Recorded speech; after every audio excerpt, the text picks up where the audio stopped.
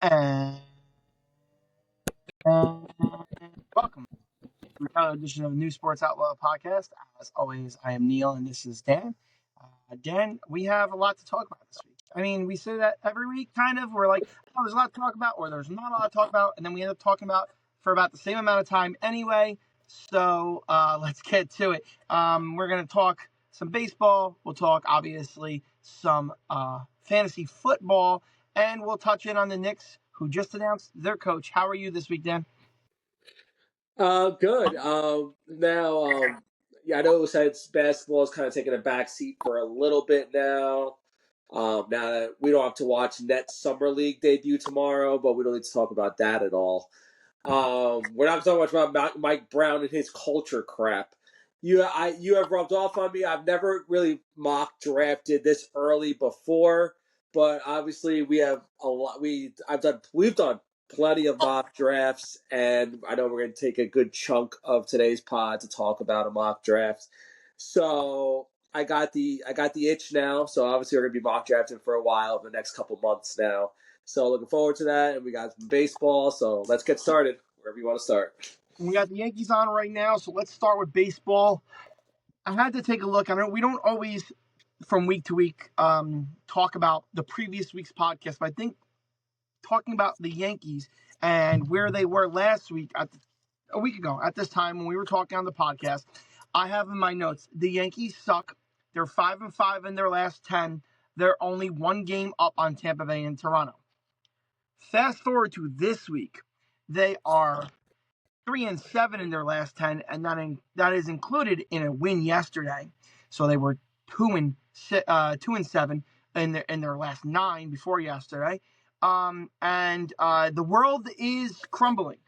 We lost all 4 games to the Blue Jays, who are now 3 games up in the division and can't seem to lose, except for today losing to the White Sox. But the Yankees are 3 games back of Toronto. Tampa Bay was even with them last I checked. And we only won 1 game out of the 3 against the Mets, splitting the season series. And we made the Mets look really good in those first 2 games. DJ LeMahieu DFA'd today, and Jazz officially over at the second base for good. So where would you like to talk about our New York Yankees? So I just want to go about last week. We were talking about it. So obviously we did it last Wednesday, the 2nd. And I believe the Yankees starting the Blue Jay series were 3 up. I believe on the Blue Jays for first place, because I remember they swept and they were down 1.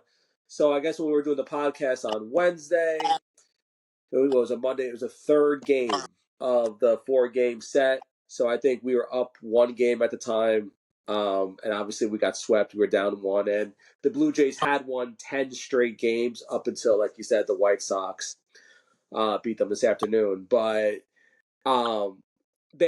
Yankees have kind of worse problems than the Blue Jays. We really can't even worry about the Blue Jays right now because we have had so many problems, at least before the last game or the last couple games where it was looking a lot better. If we did this podcast on Monday, the whole world would be on fire. I think we would just be like, the season's over.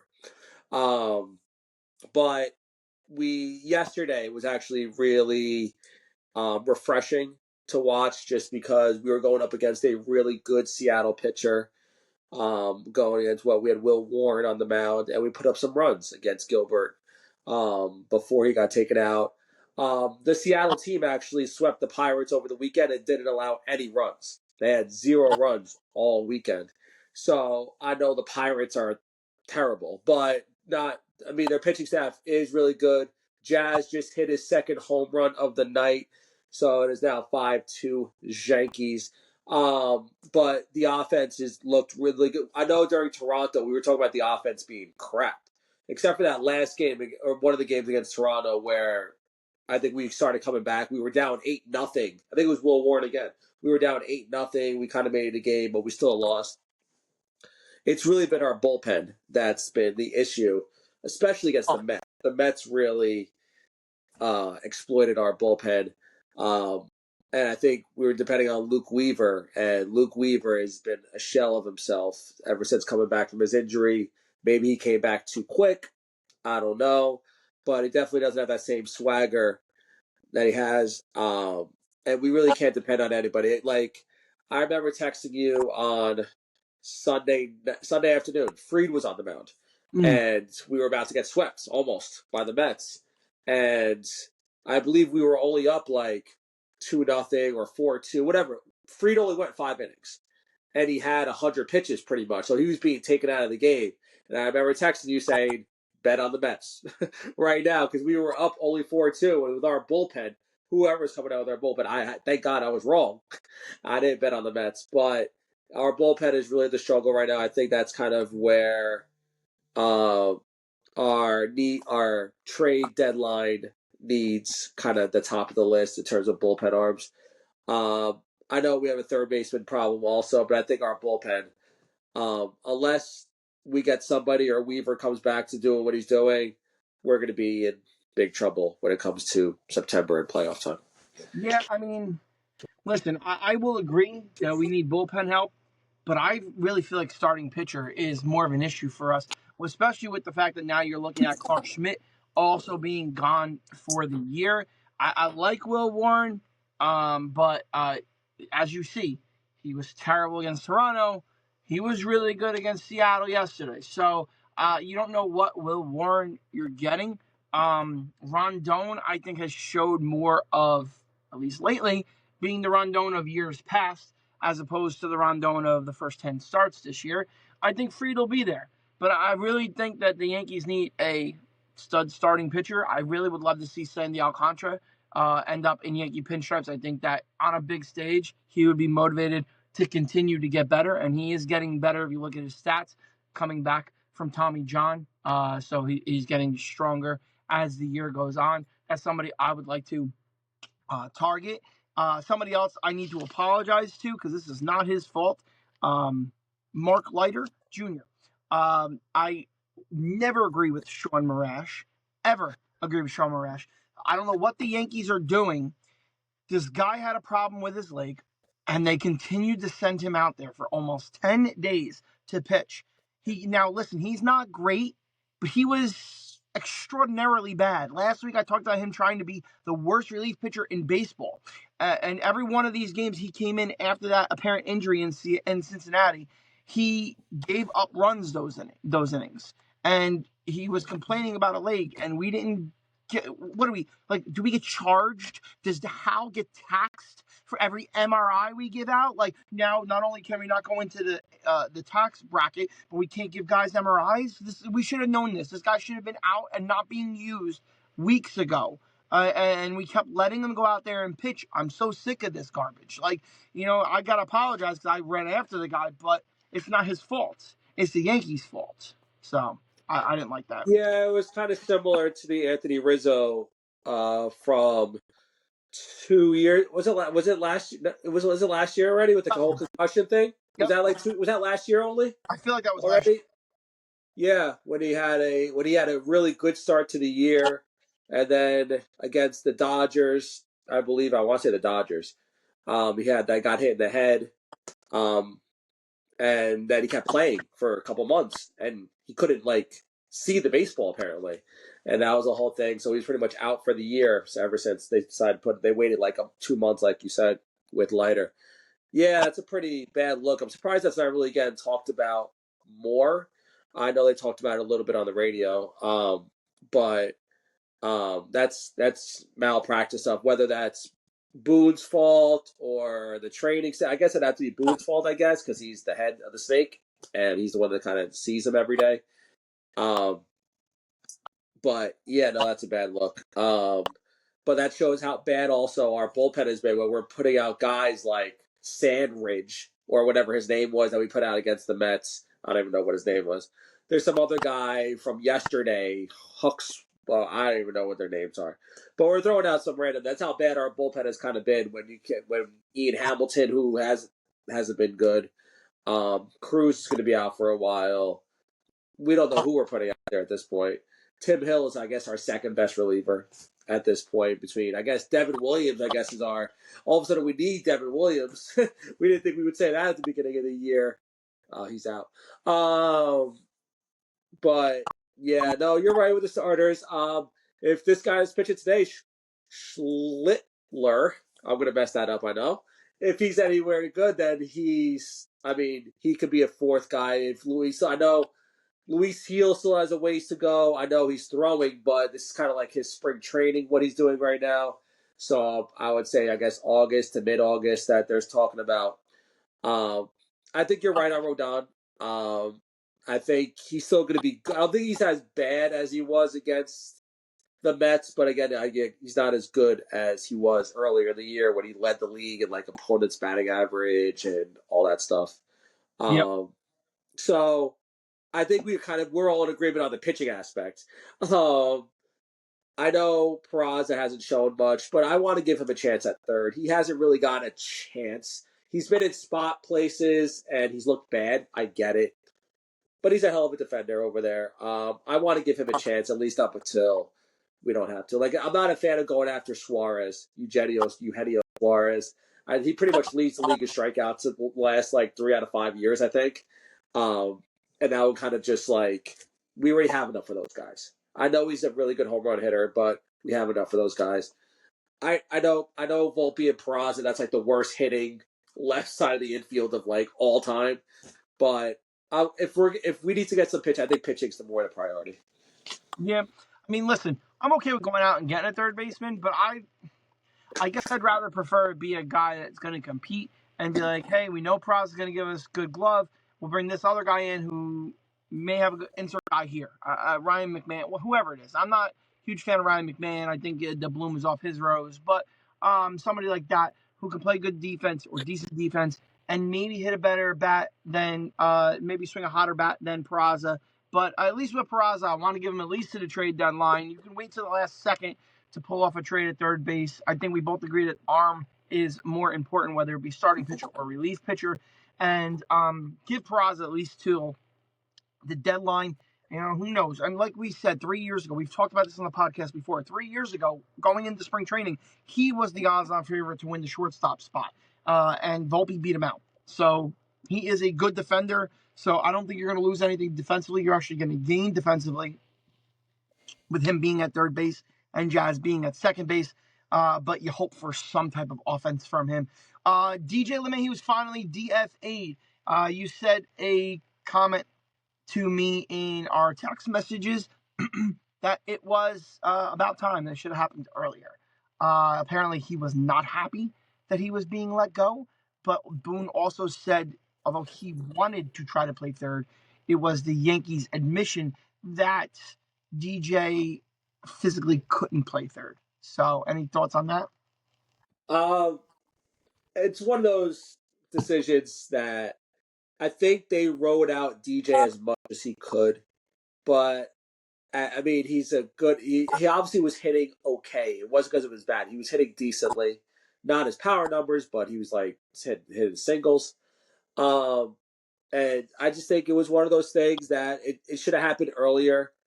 And someone like Jazz, who's a really good athlete, could play anywhere.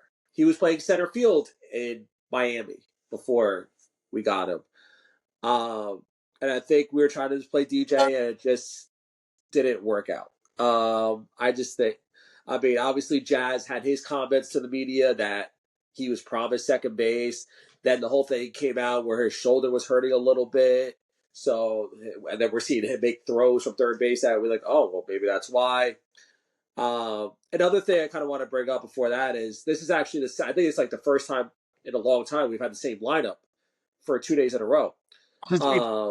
Yeah, so which is I think kind of good, but then we kind of want to see. I know, and I'm kind of in support of that because I know Ben Rice is a really good player, but I also wonder if something's injured with him because he's been out the last 3 days, 2 days actually. We were off on Monday, but I kind of want to see something like a lot of the same lineups. I don't want to see the different leadoff hitter. I don't want to play who's going to be the leadoff hitter today. I hope Dominguez gets his shot being the everyday leadoff hitter. Hopefully when Grisham returns, he's kind of the fourth outfielder. Hopefully we kind of start condensing so we're not worried about playing 13 guys into 9 spots. Hopefully we have 10 guys into 9 spots. Ben Rice can fill in. I'm okay with that for the rest of the year. Yep. Agreed. So we'll talk about our crosstown rivals. The Mets. Mets took 2 or 3 from us. They are tied for the division going into tonight, where they're going to take the night off. And they are 5-5 in their last 10. They looked pretty good against the Yankees. I really think if the Mets are going to have a true success this season, maybe win the division, maybe get to the World Series, they're going to need bullpen help. I think that their starting rotation has performed admirably considering who they have. They have Anaya coming back eventually. They have Senga coming back eventually. Montas looks like he's solid at least. That he'll give them innings here or there. Not that he's going to be sub 3 ERA, but you're going to tell me that that he's going to give them 4 to 5 ERA and pitch 6 innings, 5 to 6 innings. I think they shouldn't expect anything better than that from Frankie Montas. Yeah, I think that the Mets can get themselves some bullpen help. They can look at maybe a serious run here. But until then, I don't trust their bullpen. Yeah, I like the lineup change that Mendoza made, I think starting last week, where he put Lindor at the 2 spot. Kind of took him out of the leadoff. It kind of had their best 3 hitters going. Lindor, Soto, Alonso. And Nimmo's obviously been really good in the leadoff spot. I kind of agree with you in that I think their bullpen kind of overachieved at the very beginning of the year. The Staniks, Brazabon, Reed Garris, who has been good. Edwin Diaz has been still really good for them. So that's obviously really good for them. But I think that between their starters not being able to give them length and they can't get a bridge to Diaz, they've been struggling on the pitching staff wise. I mean, the Orioles they had a nice comeback last night. They were down 6-2 to Baltimore. And they came back and win extra innings. They have rained out tonight. They have a doubleheader tomorrow. But like you said, Kodai Senga's coming back. I think they're trying to push him before the All-Star break. Had one of those starts over the weekend. I think Benai is supposed to come back too, whether it's before the All-Star break, which is this weekend, or next week. So that'll be some much-needed help for them. But I think they have some very similar needs that the Yankees do. So in terms of bullpen and maybe even a starter. So it looks like the Yankees and the Mets are going to be competing for maybe some of the same guys. So that'll be something on the radio that I'm sure that'll be talked about with King Cohen as our midday moron Sal kind of talks about. But yeah, no, the Mets looked actually really bad until the Yankee series, and we were talking about the Mets being 2 out, and their sky was falling also. But they looked a little better. They had a nice comeback yesterday. But yeah, it's a lot with the Yankees and the Mets. If they're going to be World Series contenders, they need to obviously get some pitching depth and pitching help in a hurry. Moves have to be made. We don't want to hear Brian Cashman continue to hold on to his prospects. He's going to town. Cashman. I know we moved on to the Mets, but I'm sick of wasting Aaron Judge years because we're worried about a kid who might be in the majors in 3 or 4 years. He's not going to be around that much longer and be the best hitter on the planet. Take advantage of it. And the Mets need to take advantage of it too, but I have no doubt that King Cohen will push his little friend in the front office there to make moves for that team. Somebody who's not going to be worried about a move at coach for the seeable future is the New York Knicks, who introduced Mike Brown at a presser. And I'm going to tell you right now, I was impressed. Donnie was. Two-run homer. Christ. God, Loizica. Why did we go to Loizica? Schlittler only had 70-something pitches. All right. Yeah, go ahead. Mike Brown. Go. No, that's okay. So yeah, I was kind of impressed with the Mike Brown presser. I thought that he sounded good. I thought that I saw the video of it. I actually thought on the radio he might have been reading from a paper, but he obviously knew what he wanted to say. He may have rehearsed it, but from all accounts, from his history, he's decent with the media. Better than Tibbs. Whatever you want to say about him versus Tibbs, Tibbs was not a media guy, was never a media guy. Brown deals with the media better. Maybe that's from experience dealing with the media with teams with LeBron and so on and so forth. and having to deal with the media like that. I also saw a video today on Instagram. I can't remember who it was. It's one of the pundits on, I think, FS1, saying that you can have the argument, is Mike Brown better than Tom Thibodeau? But he believes Mike Brown is better than all the other candidates that the Knicks called about. Billy Donovan, Jason Kidd, any of the other teams' coaches that the Knicks said, hey, can we talk to your guy? He thinks that maybe Mike Brown and Tom Thibodeau are different but equal, whereas the guys they called about were below Mike Brown, but they utilize this strategy. Let's call, don't leave any stone unturned. We know we can get Mike Brown. There's no other teams looking for a head coach but us. And then fell back to Mike Brown, which might end up being the best thing for the Knicks. We'll see. Yeah. I watched I would say I watched the whole press conference, but I saw most. I would say I got a good amount of clips, and what he's really good at, he's good at saying a lot of words, but they don't mean a lot. And he's really not saying anything. He's good at saying a lot, but not saying much, which is kind of a big thing when it comes to New York sports media in terms of that, where he could talk a lot, but he's not really saying anything. Here, I saw a lot of things. He said all the about culture and communication, and he's going to call his players, and he has a great roster, and we know all this. He said a lot. I would say he said a lot of things without saying anything, and that's kind of his thing. I think it's really going to be big on who his staff is, his coaching staff. I know they haven't established that. He's got to talk with whatever Leon Rose about who is going to be on his staff. But see if Mr. Jalen Brunson's dad is on a similar position. But yeah, he's a good coach. Listen, they have a really good roster. He's a good coach. He's a really good, solid coach. Is he better than Tibbs? Maybe not. Because these were all kind of Tibbs guys. Remember, this was a team full of, if you remember 2 years ago, we talked about Tibbs being, or maybe it was even last year, the most hated coach that was out there, but not on the Knicks team. These were all Tibbs guys. It was all the Jalen Brunson, Josh Hart. When Hartenstein was there, when DiVincenzo was there, they were Tibbs guys. So he's a good coach. He's solid.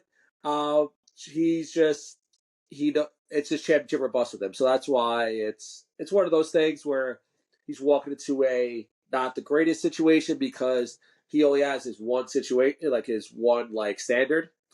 But he's a good coach, and we'll see what he does different offensively, especially with Cat and Jalen Brunson. Yep. Interested, obviously. We're always interested to see how the new things play out, and a lot of the people joking around that he has a better roster. But that being said, if you left Tom Thibodeau here and got Clarkson and the kid, I know I'm going to mispronounce his name again, from Philly, the center, does Thibodeau even play them? You know what I mean? Maybe they sit on the bench and they don't get off the bench. And there's been yes. And there's been all types of rumors who the last spot's going to go to. I know I sent to you somebody talking about Marcus Smart being interested, and then I've seen Malcolm Brogdon.